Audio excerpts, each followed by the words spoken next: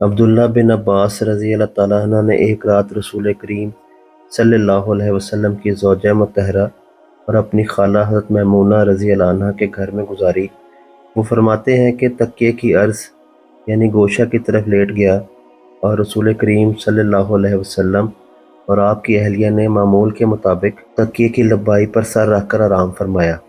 رسول اللہ صلی اللہ علیہ وسلم سوتے رہے اور جب آدھی رات ہو گئی یا اس سے کچھ پہلے یا اس کے کچھ بعد آپ بیدار ہوئے اور اپنے ہاتھوں سے اپنی نیند کو دور کرنے کے لیے آنکھیں ملنے لگے۔ پھر آپ نے سورہ آل عمران کی آخری 10 آیتیں پڑھیں۔ پھر ایک مشکیزہ کے پاس جو چھت میں لٹکا ہوا تھا آپ کھڑے ہو گئے اور اس سے وضو کیا خوب اچھی طرح، پھر کھڑے ہو کر نماز پڑھنے لگے۔ ابن عباس رضی اللہ عنہ کہتے ہیں میں نے بھی کھڑے ہو کر اسی طرح کیا جس طرح آپ صلی اللہ علیہ وسلم نے وضو کیا تھا۔ پھر جا کر میں بھی آپ کے پہلو مبارک میں کھڑا ہو گیا۔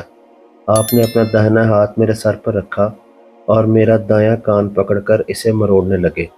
پھر آپ نے 2 رکعتیں پڑھیں، اس کے بعد پھر 2 رکعتیں پڑھیں، پھر 2 رکعتیں پڑھیں، پھر 2 رکعتیں پڑھیں، پھر 2 رکعتیں پڑھیں، پھر 2 رکعتیں پڑھ کر اس کے بعد آپ نے وتر پڑھا اور لیٹ گئے۔